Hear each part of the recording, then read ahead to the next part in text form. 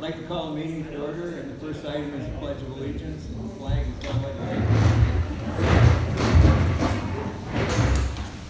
I pledge allegiance to the flag of the United States of America and to the republic for which it stands, one nation, under God, indivisible, with liberty and justice for all.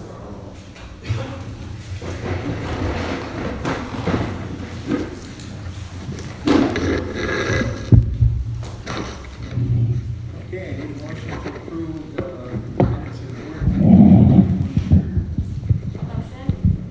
Motion Ashley. Second. Second Sue, all in favor? Aye. Any opposed? Carried. Okay, I need a motion for the minutes of the board meeting on July 30th. Motion Ashley. Second. Seconds. All in favor? Aye. Aye. Anybody opposed? That's carried. Okay, I'd like to open the floor for public participation. We're going to ask you to come forward. The mic is right there. Yeah, they can talk, they can use the mic, or they can also, this camera up here is catching it for the video, because we are not able to live stream tonight. So we're going to put this out on Facebook after the meeting. So if you can speak near that camera so everybody can hear you, that would be great. If anybody wants to.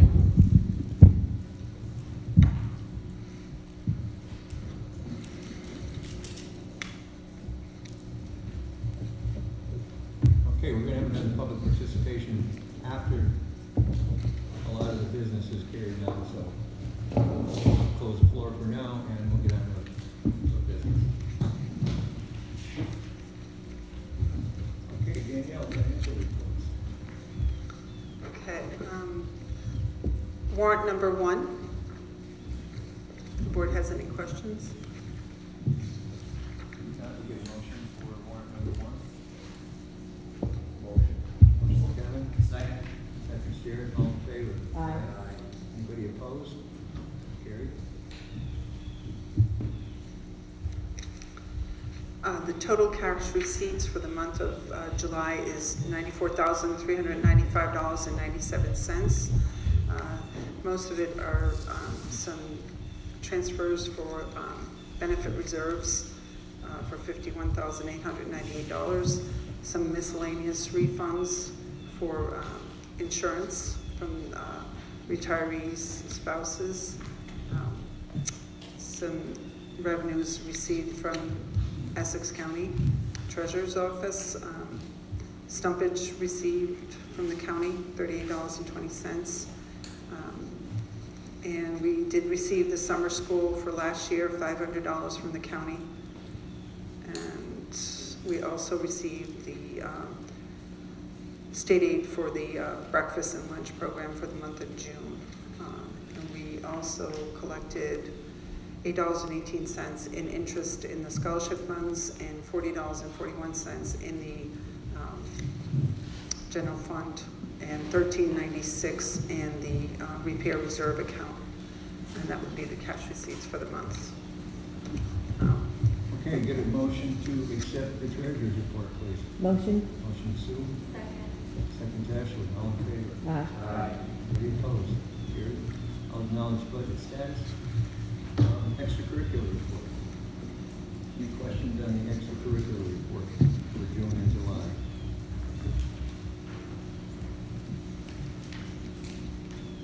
Now we get a motion on that, please. Motion's carried. Second. Second, Ashley. All in favor? Aye. Anybody opposed? Carried. Okay, tax warrant approval. We need a roll call vote on that?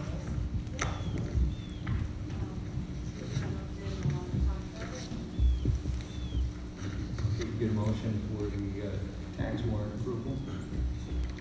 Motion. Motion, Sue. Second, Ashley. Okay, roll call vote. Yes. Sue Russell, Yes. Kevin Kelly, Yes. Ashley Larry. Yes. Jared Whitley. Yes. Okay, that's carried. Thank you. And for the public, just so you know, the rate for Scroon Lake this year is $8.21 $8.21 per thousand. North Hudson is $7.35 per thousand, and Chester is $8.21 per thousand. It's a decrease of 10 cents per thousand for all three towns for this year. How did North Hudson come up with 110% valuation? Good question. They had a lot of, well, they also have a lot of petitions. We received quite a few petitions. They had a huge re-levy, and when they get a special equalization rate, it's because there's a high percentage of reassessments, so they get a special dispensation, which kind of lowers. And a lot of that land in North Hudson is state land. Right. There's more than probably 60 to 70% Yeah, of it's state gonna be land. one of the Yeah. highest percentage of the state land in the. Yeah. Yeah. And we did use the fund balance, as we told the public, $377,232 to lower the tax rate for this year. Our fund balance was $1,576,049, which is about, I believe it's about $2,000 more than last year. And the only reason is with COVID, there's a lot of items we did not spend. A lot of transportation, basically in the fund balance, yeah. Yes, you're right, I do apologize, 200,000 difference. Between the receipts and the expenditure, we took in a little bit more because we did receive Mr. Williams, before he left, he filed for a lot of summer school stack monies that we found out we could get for the special needs student that we have transporting to Glens Falls. So we received 44,000 just in that. So that was a huge plus. We also received another grant for about 30 earlier during the year to rural grant. So that was monies we didn't really plan on the revenue section. So that really increased. But the expenditure made a big deal because we had 496,000, I believe, unexpended. If you look at your budget status, it shows on the appropriation page at the bottom what was left for the whole year, which was quite a bit, which is unusual for us. That's quite a huge difference, which made our percentage, last year we were at 17%, this year we're at 14.39%. For fund balance. Thank you. Okay, we get the GASB 75 report. That's a lovely report. That's a report the auditors basically need, and what it's about is the history of all the retirees and what it's going to cost for us down the future. So they analyze this every year, and it has to be reported in our auditor's report, and it's quite a lengthy report. They look at all the different contracts that the school has, and they have a chart for all the different tiers of retirement in here. It's kind of interesting. Percentage of retirees, percentage of surviving retirees and spouses. I think it's probably what, maybe 15 years ago that they started making you plan for all the retirement. Correct. Correct. And unfortunately, it is really hard to pursue. Yeah. Okay, we get a motion to approve the GASB 75 report, please. Motion Ashley. Second Kevin. All in favor? Aye. Any opposed? All right, superintendent report. All right, thank you. It's been a busy month, it's been a busy week, it's been a busy day. There's a lot going on as far as jumping the hurdles for reopening. And one of the things we must do is plan out the schedule for the first week. And so there are so many new things going on with professional development and switching from Power School to School Tools, and teachers need time to write their plans for providing remote and in-person instruction at the same time. iReady training, we have a lot of things we need to do. So previously, the school board approved the district calendar and put 2 staff development days at the beginning of the year.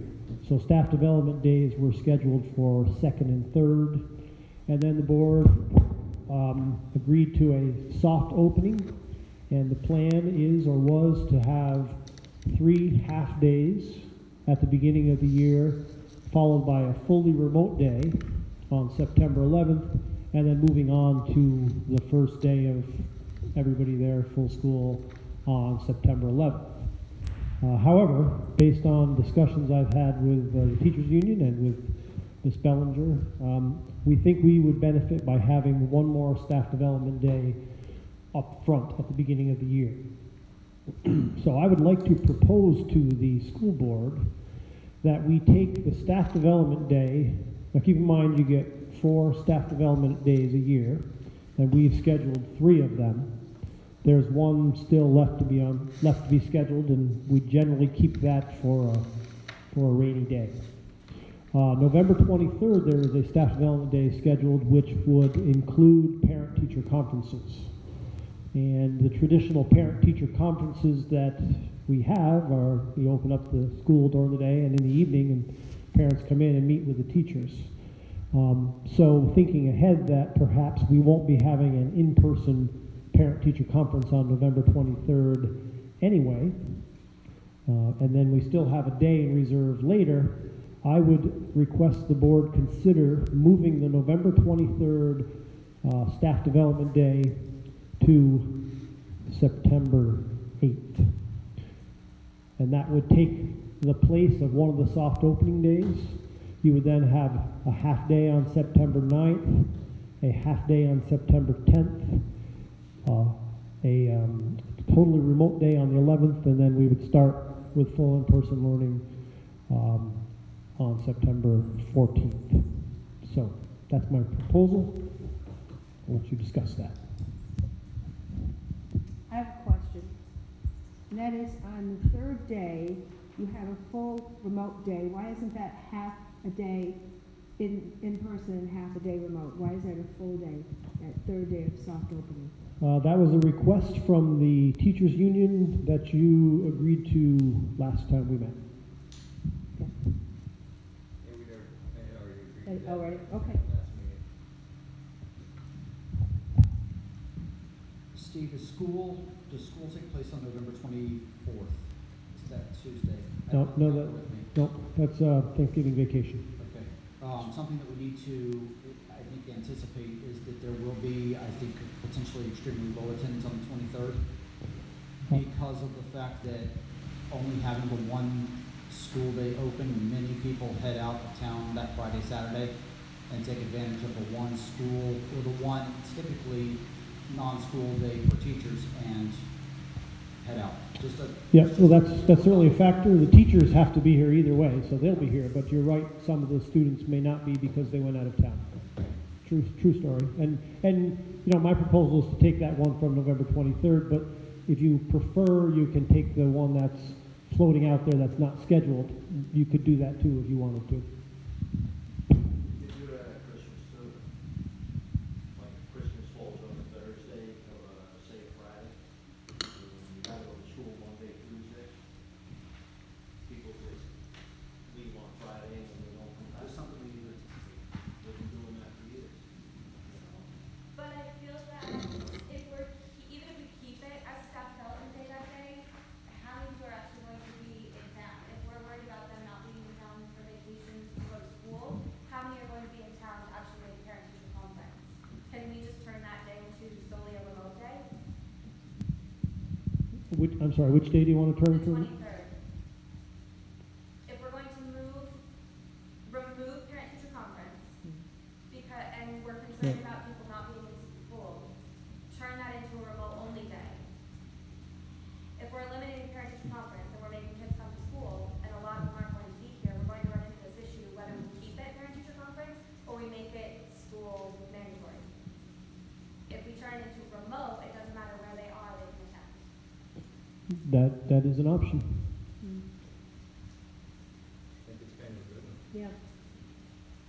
Okay. But that still gives you the 3rd staff development day up front. Okay, so no, so you're proposing that November 23rd is a school day, but it is a remote school day, full remote, and that we move the day to September 8th. Yeah. Yep. So you want to make that modification in the school calendar? Yes, sir. Motion to modify the school calendar? Second. Kevin, second. Ashley, all in favor? Aye. Aye.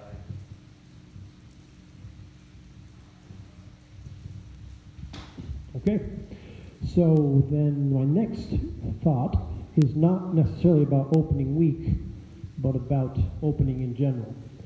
So we've had many discussions with the teachers union about how to deliver instruction, because as you know, well, maybe you don't know, 71% of our students are returning to us full in person.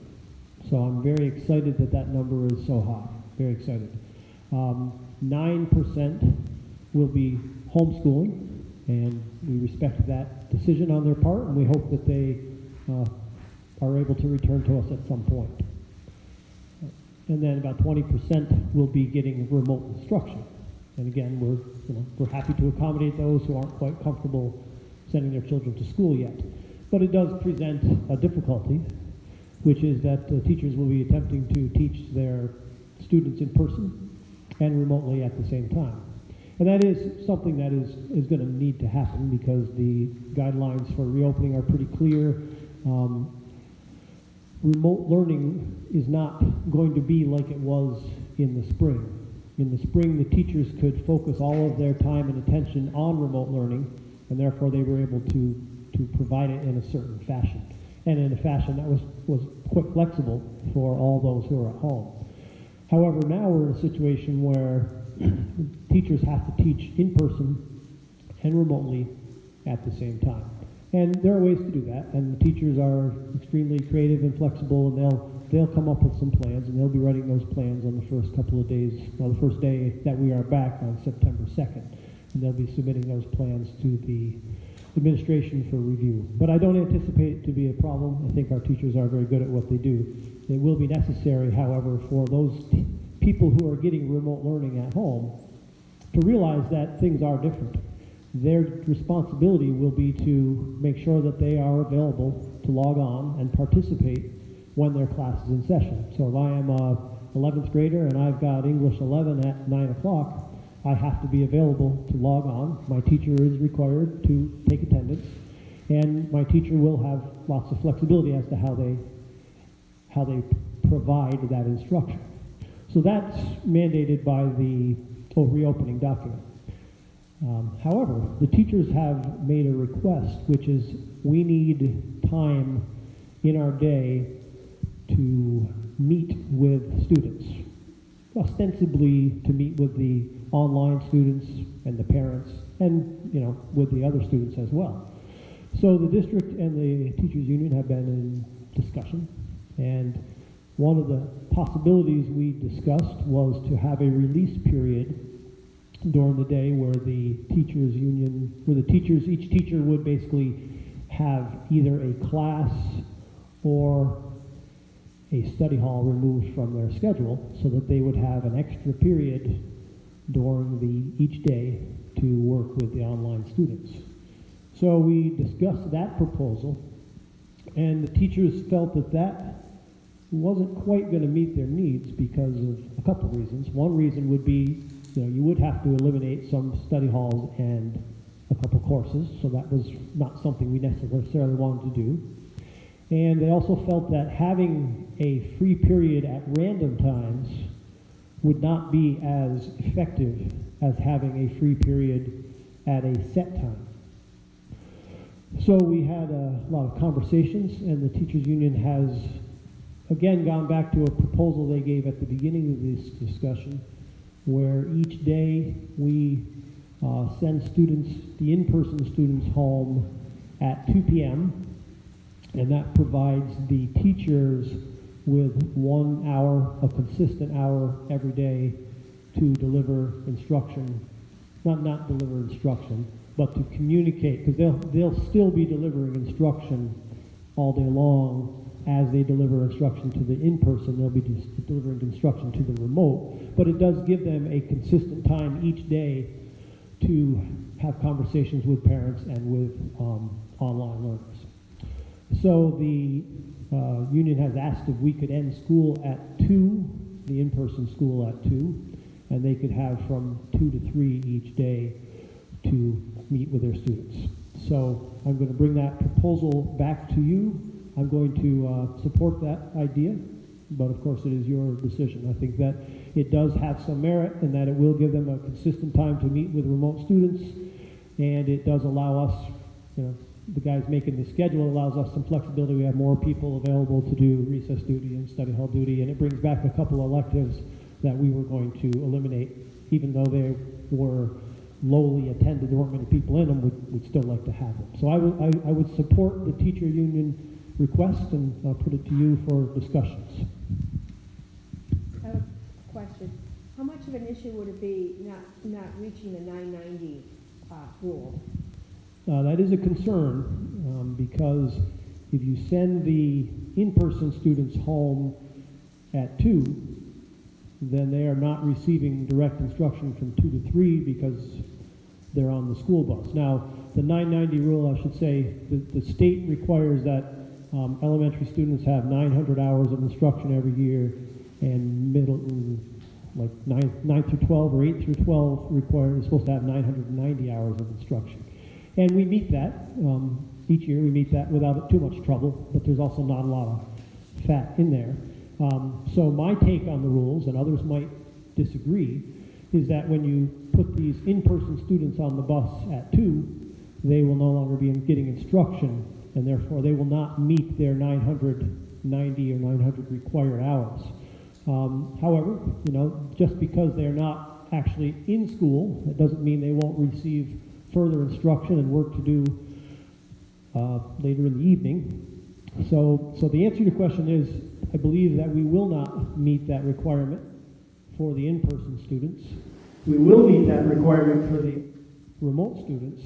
And how big a problem that is anybody's guess. In this time of coronavirus, compromises are being made by many people, and I would like to make sure we satisfy all the requirements, but I am sure that we will not be, if we go this route, we would not be the only school to not satisfy this requirement. I would technically think that if the teachers were meeting with individual students for that hour, that they technically, all of the remote students aren't receiving instruction either. Say that again, Bruce? If the time is being used to touch base with individual students, which is what we were understanding it was, and to make sure that, they had gotten the instruction during the day, or, whether they were talking to parents or what, so technically they're not getting that hour of instruction either. They're getting an hour of time to maybe ask questions or whatever, but technically they're not getting an hour of instruction. So, it's kind of a wash for both of them. It's not one group over the other. I see your point, and I did the calculations a while back. If we go 8 to 3 every day, everybody meets their time limits. But if we release an hour early, you're going to have everybody in around 760, 780 hours per year. So it is less than required, but I don't think, let me be clear, I'm not proposing that this is for the whole year. I think this is a good way to start the year. And at 5 weeks, I think we should look at it again and see how things are going. So if you only do this for 1 quarter, of course, your hours by the end of the year will be higher. So I'd love to meet that target, but if we don't meet it by some small amount, I don't think it'll be a game changer. I'm sure we won't be alone. We will not be alone. Okay. Yeah, I think, who knows where we'll be in 5 weeks. I mean, we know that we've got to be really flexible. Part of the plan had to be flexible. We have to have alternatives, et cetera. So, I don't know if we could do that for 5 weeks and look at it again and renew it or whatever, then see how it works. Makes sense. How many electives are we removing if we were to stay till 3? Yeah, prior to the 2 o'clock dismissal. not very many. How many Um, kids would be affected by the loss of those electives? Not very many. One of the classes is college biology. We had 2 people enrolled in that. One of the classes was driver's ed, one section of driver's ed. We have 4 students enrolled in that. It'd be a little tight on elementary AIS, so we'll provide the services, but not as efficiently. One thing we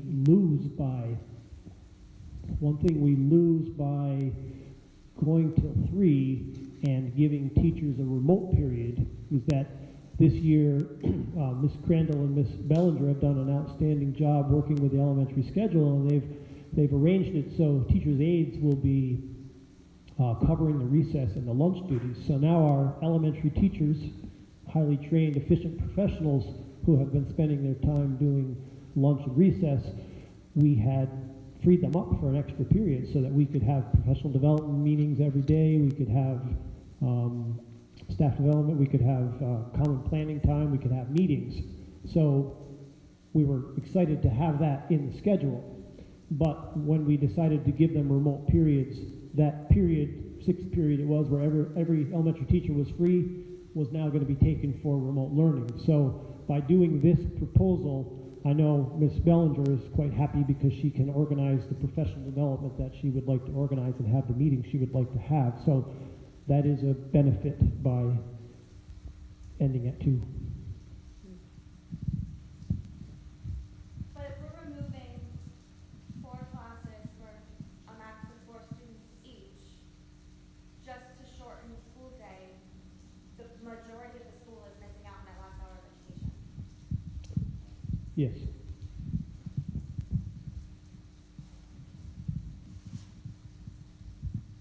Any other comments? Thoughts? It's not ideal. Ideally, this would have never happened, and we would carry on the school the way it was. I do think that for the parents that are keeping kids home, I think in order to make sure that those children are staying up to the standards that we desire and the standards that the parents desire, I think it is a benefit to allow the teachers the extra hour to be able to spend with those students a little more one-on-one than they would be in the course of a full school year. I wish we thought of it a little earlier. My granddaughter's school has a couple of Zoom meetings for parents. One of them involves some IT training, and the other one involves some teacher training on how to deal with teaching their kids while they're remote, which I thought was a pretty interesting thing. We also have the lack of childcare in town. We're sending kids home an hour earlier, that now parents have to find daycare or someone to take their kids for an extra hour a day. That's gonna cause more issues than benefiting 26 kids that could be meeting with one teacher every day after school. I agree. There's a lot of pluses and minuses, I think, all around it. As for an after-school program, there is one that we're going to have in the fall, because that would solve that problem. If we had some kind of after-school program where the children, who needed childcare could go to. Well, unfortunately, ACAP has no money, so it won't be them. You and I have both had conversations with the YMCA in the past, but we've been too busy to follow up. Well, it's something we could talk about. I'd gladly go Yeah. back to them. At one point, we were having negotiations, well, I guess you could say negotiations with the YMCA, who has a branch office in Brant Lake, to come in and provide after-school care. But with all that's been going on, we haven't followed up for that. But that's a possibility, I guess. You also have the sports situation. If I see it's on the agenda, if we are discussing sports, if we do decide to do soccer, you have some kids that are playing, you now have to send them home at 2 o'clock and try to figure out how to get them back for a 4 o'clock practice with parents that are working. Well, that's a good point. Assuming soccer resumes, I guess I would say that we could have soccer practice start at 2 p.m. If in fact, well, no, we couldn't, could we? Because our coaches are teachers. Some of our coaches are teachers. Majority of, almost all of them start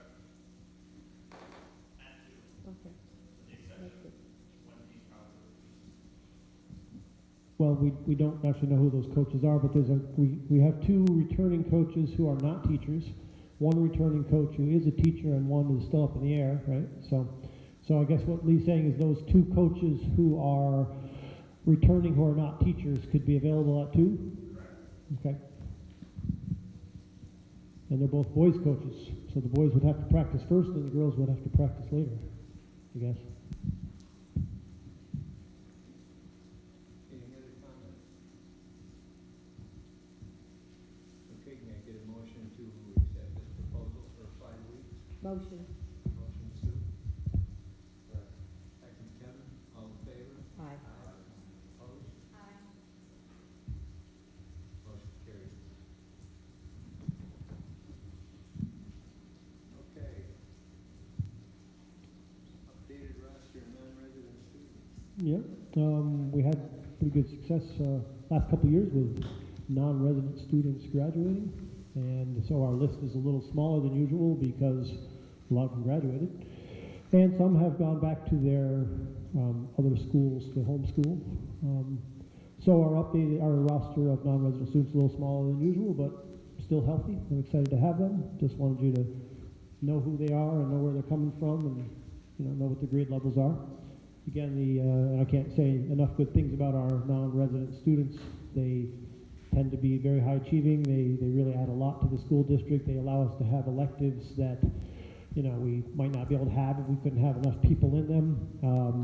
Our valedictorian last year was a student from North Warren, so I'm really excited that we have non-resident students, and I hope that we can keep that program going. I hope you're all in support of that, and just wanted you to know who was coming. And the last thing on my list is a discussion on soccer. And after I put this on the agenda, I realized that the whole thing is in such flux that I almost wish I hadn't put it on here because I don't really know what to say.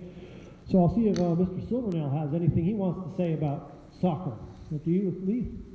I can give you a quick update on what the state did or Governor Cuomo did. So the New York State Public High School Athletic Association originally planned to postpone soccer until September 21st to give schools time to open and see how things would go. The governor came back this week and said that he would allow certain low-risk sports to in fact start practicing on September 21st. He left ultimately that decision up to the school districts. And there is some guidance, but we're looking for some more guidance on what sport would look like if it was played right now. The guidance that is out there says masks have to be worn during practices, create your drills so that they're spaced out and appropriate socially distanced. And there was also some guidance on spectators, limiting spectator size to 2 spectators per athlete, and again requiring masks and social distancing at sporting events. So that's kind of where the state left it was a school decision. So the governor clearly has never been to a Scroon Lake Crown Point soccer game if he thinks they are low contact. I know. Well, yeah, and there's been a lot of discussion on, how low contact some of these sports are. They probably would have been better shuffling around some of the sports that are certainly more low contact and more easily to be able to social distance to start. But they left, with the exception of in our area, football as a sport that was on hold at this point. Maybe they should have done baseball in the fall. Yeah, baseball, you can do golf, you can do tennis, cross country, track. They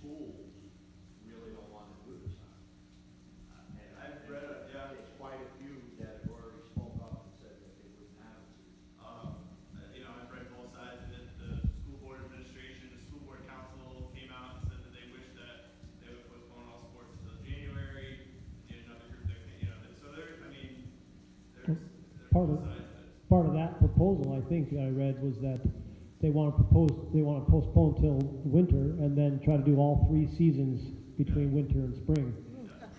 Which sounds ambitious.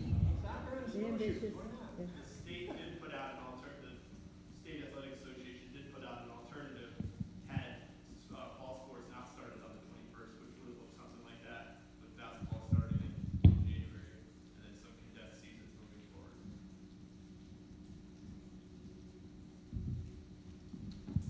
Well, we're not in a position to make any decisions, but I just thought people might want to know where we were with sports. Yeah. Mr. Silvernail, of the teams that we would be playing, what are their thoughts? I mean, are we trying to put together a team to play one school for the entire season, or what's it look like? Good question. So he also did, the one thing they did do was limit your playing radius to your geographic region. So we staked to the North Country region, which would be kind of from us all the way up to Shazy, which is just north of Plattsburgh.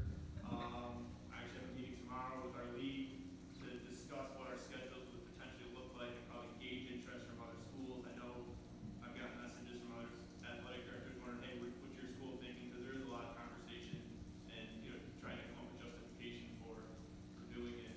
So there's benefits and negatives on both sides. Both sides. So there's no doubt it'll be a shortened season because we're starting a whole month plus later than we normally would start. Maybe we can invite the governor up to play soccer. You have a team already? You have a, like a roundabout now? Well, if you can remember, we are merged with Newcomb. We don't have enough, combination of boys and girls. So I did send a message out to their athletic director, just I haven't heard back. They just kind of seeing where they're at. Obviously, we would both need to be on board if we were going to play. We can't form any teams at all without Newcomb. Well, probably the one other thing that throws in the mix of some uncertainty is how many of these kids that maybe would have played are now not. Parents maybe decide that they don't want their kid to play, or they're staying remote and their parents don't want them to play. So we really have to go back and look at the numbers to decide, even of the teams we thought we might be able to field, like, that may not happen. The other one would be the homeschool ones being out of the mix. Correct, homeschool kids are uneligible to play. So, any kids that went full homeschool would be, I know we agreed initially to merge with Newcomb, but if we are able to make this happen, kids need sports, we need the outlet. Music is to sport, or music is to some kids, and sports is to others. They need to be able to do that, even if it's just practicing. If we can make this happen and we decide to, I say we don't merge with Newcomb. If we can't form a team, we don't do it. If we're adding extra risk, extra exposure, I think we just need to stick to us. If we have enough for a girls varsity, but not a boys varsity, then we do girls varsity and we can't boys. That's just my opinion. Get those playing that can, that want to. I mean, your exposure's there whether you merge or not. But if you're merging with another school, you're already throwing a third school into it. Well, you're also increasing your risk by just playing with other schools, period. I just think the whole thing just sounds, you're not ready for that yet. And that's what the thinking was originally for delaying it to the middle of September, was to allow schools to even see what school's going to look like and what happens when kids get to school. I mean, they could come out after the first 2 weeks of school and say, hey, we're going to keep going to school as best we can, but there's no sports. It's hard to predict the future, I guess. Where do you think that mask is gonna go the first time they had a ball or the ball hits down? Yeah, and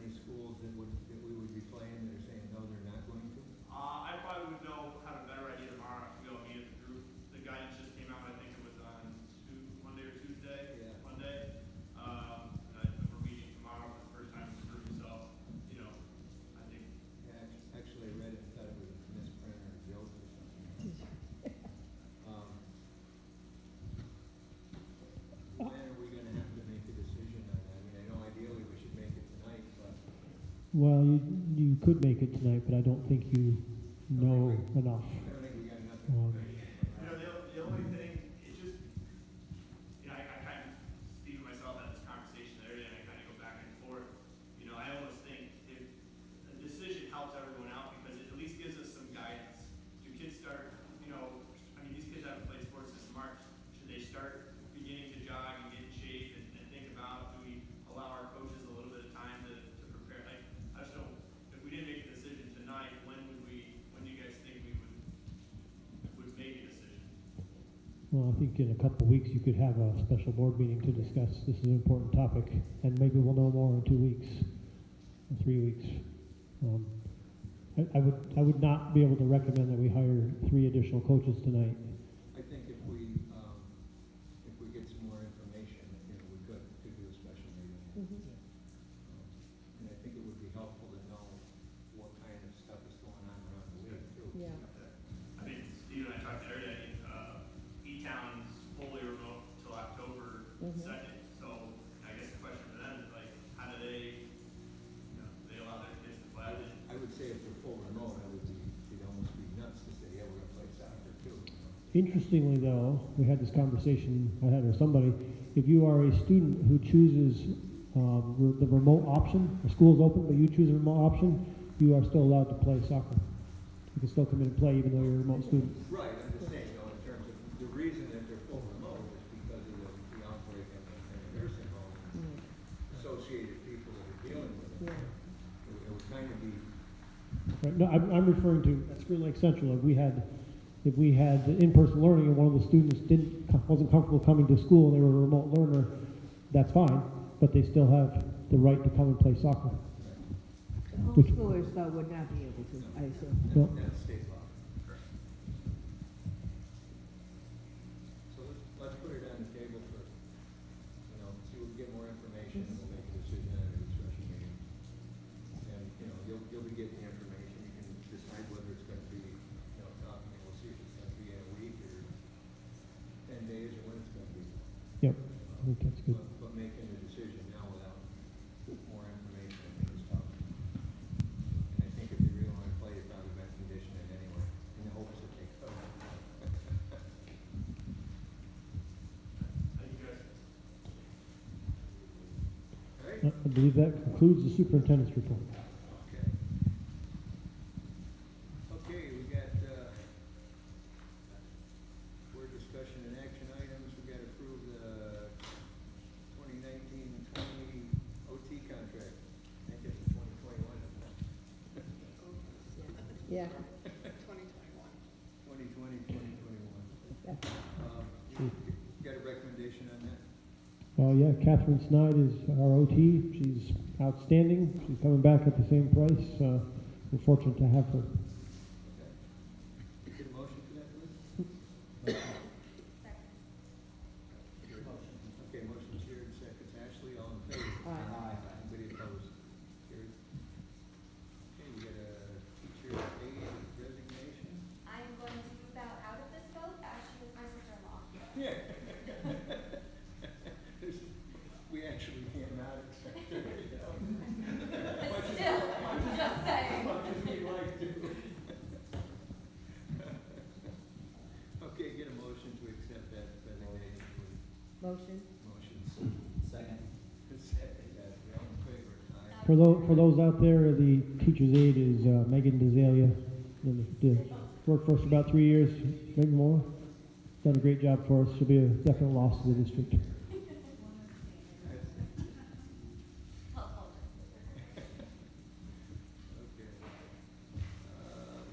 Okay, got a recommendation for cafeteria cleaner. We interviewed and selected a local Spoon Lake resident, Mel Torricello, and we think he's going to be great. He was very anxious to take the job, looking forward to working for us and doing both parts of the job. Okay, get a motion to accept. Motion? Motion Sue. Second Kevin. All in favor? Aye. And that was a great idea by Daniel. Yes. Okay, recommendations on non-certified subs. Well, did we do the temporary cafeteria worker? We skipped the temporary cafeteria worker. Okay, motion please. Motion. Jared, second. Kevin, all in favor? Aye. Aye. Any opposed? If I could explain that to the community. So we were looking for a half-time cafeteria worker, half-time cleaner, and we found Mel Torricello, so we were happy with him. But then we received a federal grant, and in order to make the school even safer than before, we went out and looked for a part-time cleaner. And the job of the part-time cleaner would be to go around the building, clean the high-use spots. So we're happy to have that person, but we didn't have anybody who wanted that job. However, we did have a person who wanted to be a temporary half-time cafeteria worker. So although Mr. Torricello has been appointed as a cafeteria cleaner, he's going to pretty much do cleaning now full-time until such time as coronavirus is no longer an issue. And so Melanie Malott is going to go ahead and work in the cafeteria temporarily part-time. That was Danielle's idea, so good job, Danielle. Creative. Okay. Our next item here. Non-certified subs. Okay. In approval of the non-certified subs. Larry Connolly is a local resident, member of the SLA. He applied to be a teacher, and we're happy to have him. And Carolyn Gallo had a good experience as a sub at Peru Central School, and she just moved to the area, and so she came highly recommended from my old school, and I think she'll be great. So we're happy to have two quality subs joining us. Neither is certified, however. Okay, give me a motion. Motion. Motion, Jared. Second. Second, Ashley, all in favor? Aye. Any opposed? That's carried.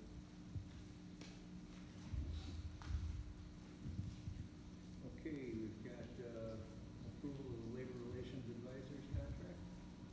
Yep, we would request the board approve signing a contract with this organization. I don't know exactly what their real name is, but it's two gentlemen in particular who we've worked with in the past through BOCES. They've started their own business. They were able to give us a bargain discount rate to provide labor relations services for the year, and so I would request that the board approve their contract. Motion, Kevin. Second. Second, Jared, all in favor? Aye. Anybody opposed? Carried. Okay, code of conduct review.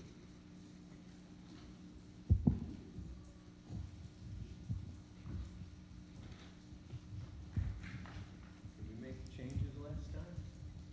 Yes. Page 10, I think, is the one of interest, the dress code. So we struck part 12, which said at the coach's discretion, athletes may practice without their shirts on.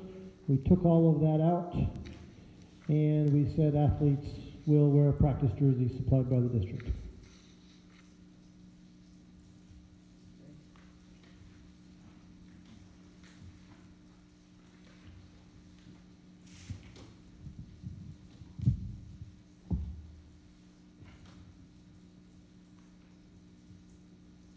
Is that the only change we made? I think so. Lisa, is there anything else? Okay, those were changes we approved last time. Okay, get a motion to approve the code of conduct, please. Motion? Motion, Sue. Second. Second, Ashley, all in favor? Aye. Any opposed?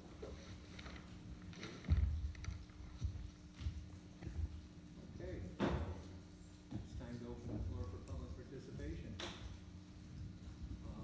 you want to come up, either to the microphone or close to the camera there, I guess that'll pick you up.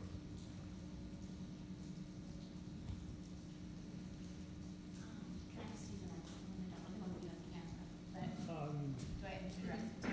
Well, the camera, well, I mean, that's catching the audio, so if you want people to hear it, you want to be near that, but you don't have to face the camera, because the camera's over there. Does that make sense? Yeah. So just step right over near that thing that's standing there. There you go. There you go. Okay. I haven't really, this is all new. You know, we've been getting updated information by Facebook, so this is a change. So I haven't formulated my thoughts, but I guess as parents, we are part of at the negotiation table too. And before tonight, I was quite concerned with the negativity that I was picking up from the meetings as far as the climate at the school for the children. Mostly I felt by the teachers. And I personally, using science and data, am not concerned about my children and COVID, but I am concerned about the climate for them mentally and emotionally. And I believe that as long as the teachers are all in to give a positive climate for our children and not make them feel less than, or they're spreaders or potential spreaders, or kids pick stuff like that up. And we know in divorce situations, when kids should never blame themselves, they blame themselves. So they're just really good at internalizing things that maybe the teacher didn't mean that about the mask, but they all of a sudden feel like I just really hope the teachers have thought through the mental and emotional well-being of the children as they think through how they're going to deal with social distancing, mask wearing, and do it from, like SLCS teachers have done in the past with all of my children, made such a huge impact positively on the children. And I hope this year it presents unique challenges, but I just hope it's an awesome year for all of our children. And I think that was something I was sitting on the fence about, because I wasn't picking that up from the teachers' concerns, that they were thinking of the children and the emotional and mental well-being in their classrooms 7 hours a day. So I feel like I am concerned also about this new information about less class time for 71% of the children. That means Anna won't get college biology. She will. She will get college biology. We're bringing it back. Because Okay. we were taking college biology out Yeah. in order to give teachers release time During the day. Okay. So instead of giving them that release time during the day, it will now, the release time will be at the end of the day. So she will have college bio or whatever course our new teacher teaches that's similar, Okay. but it'll be, Okay, shorter, less time.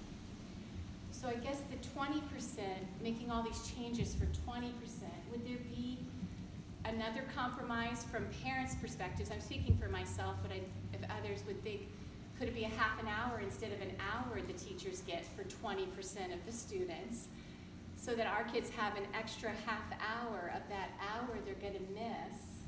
I mean, I don't know, it's a thought, but I'm concerned about that much less education. That's what school's all about, is educating our children.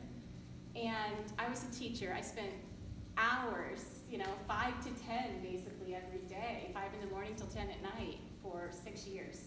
I know what it takes to be a teacher. I understand, and it is unique time, but I guess I would ask maybe if the teachers could consider then the CDC guidelines for mask wearing, and have a compromise that if the kids are socially distanced, reconsider their request for mask wearing all day long. If they're gonna ask us for 20% of the students to have an hour a day off our kids' education. The CDC guidelines say if you're socially distanced, they're asking for more at the cost of our kids emotionally. That's a lot, all day, for their safety. But education is about our children.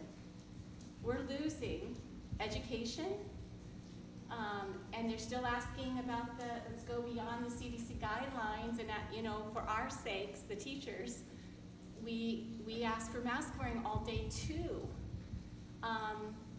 The parents are at the negotiating table too. I have some concerns. Thank you. Okay, thank you. Thank you. Anybody else? I think I'd like to participate in public participation with Mrs. Corey and Mr. Murdoch. Join us out front here. We're going to make a joint statement because I'm going to ask you to sign it after.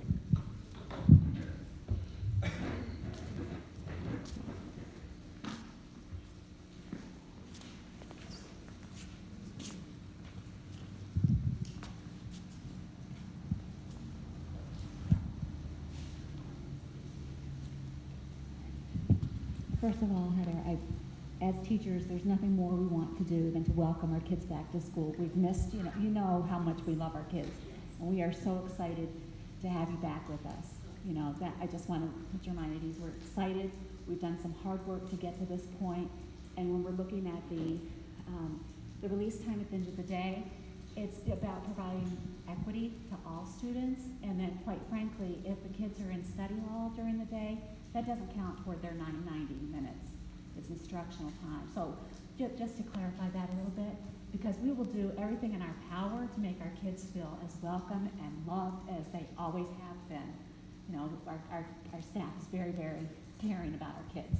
So with that being said, the board and Mr. Grotto.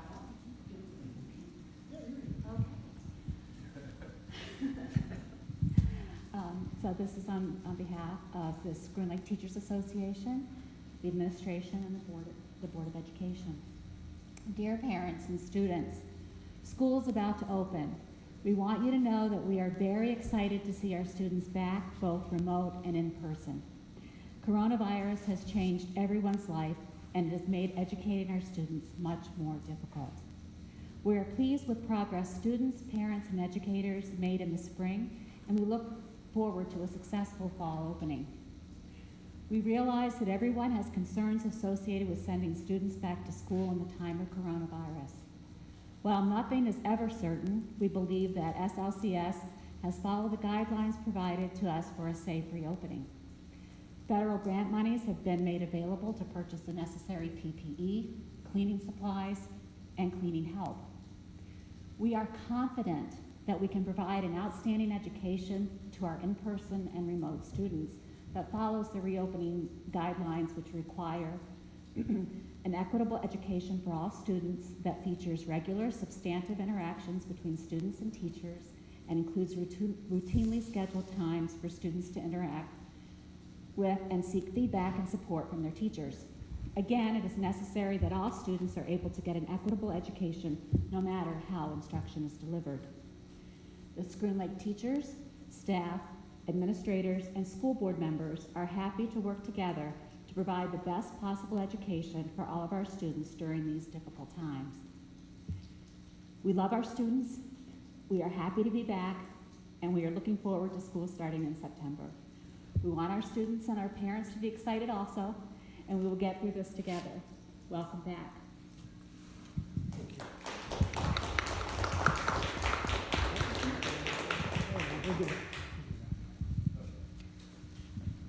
Thank you, Mrs. Corey. Appreciate that. Anybody else for public participation?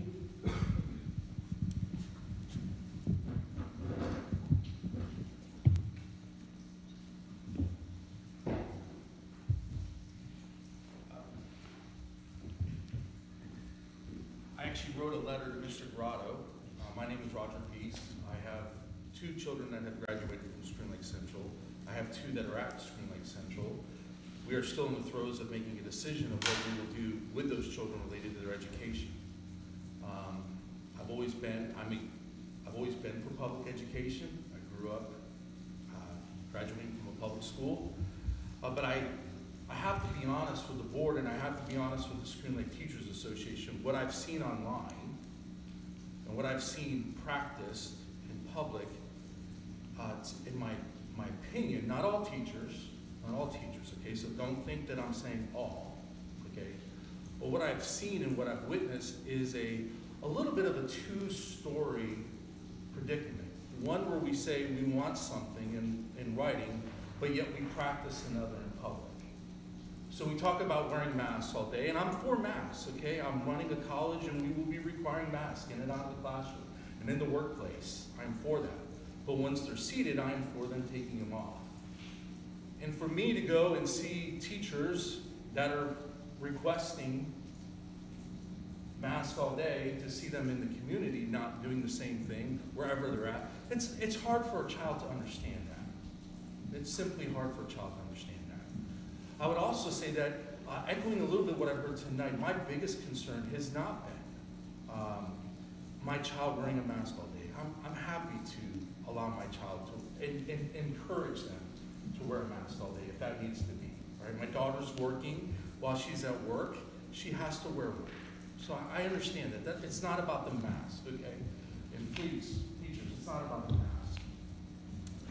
But it is about professionalism. It is about teachers and the faculty and the staff that young people have someone to look up to. And have someone that they can model after in their lives to say, I would like to one day be like that. What I've witnessed and what I've seen and what I've watched take place online and what I've seen and heard in conversation, even myself, has been less than what I think we should expect of our community at times. And so my concern about sending my 2 kids there, to be honest with you, very transparent with the board and with the teachers, is will the divisiveness that has been taking place between whatever it might be, between the board and the faculty, the union, whatever you want to put all in there, are the kids going to be the recipients of the pressure and of the frustration? And let's be honest, they're around the kids more. My children are around teachers and the faculty during the school year more than they are in my home in some ways. By the time they come home, they do some homework, and then go to bed and go back to school the next day. They're in the presence of teachers more than they are me, honestly. And so I appreciate that we've signed a statement. I appreciate that that's been written. Thank you. But I can say a lot of things to all of you. I can say a lot of things to all of you in this room. But I can walk out of here and do a completely different thing. I honestly can, right? That's the way we get to live our lives. And I would just ask that I hope that this school board, that the school administration and the teachers are very aware that there's an immense amount of concern amongst not just myself, but I've had other parents talk to me as well about this. And that I hope that there are systems and processes in place that will protect young people in this process. Because it appears at times, I'll end with this, it appears at times that we're more interested in writing contracts with unions and with teachers and with other people than we are about what might be best for our young people. And I understand you gotta have all this, okay? But I just hope that we all are in tune with what could potentially take place here. And it's been a difficult time, I get it. None of us are downplaying this, it's very serious. We lost a staff member to this, okay? So we understand the pressure, we understand the seriousness. But I also understand that in the process of being responsible, we can be reasonable in our approach as well. And I would just ask that we're very reasonable in this approach as we work together with it. And I echo what Heather says. I appreciate the dialogue for parents, but I wish maybe some teachers would have taken some of the time to ask questions, what do we have to say too, and maybe even have a little bit more engagement in that process. That's just some thoughts that I hope that the board and administration is very aware of. Thank you. Thank you, Rod.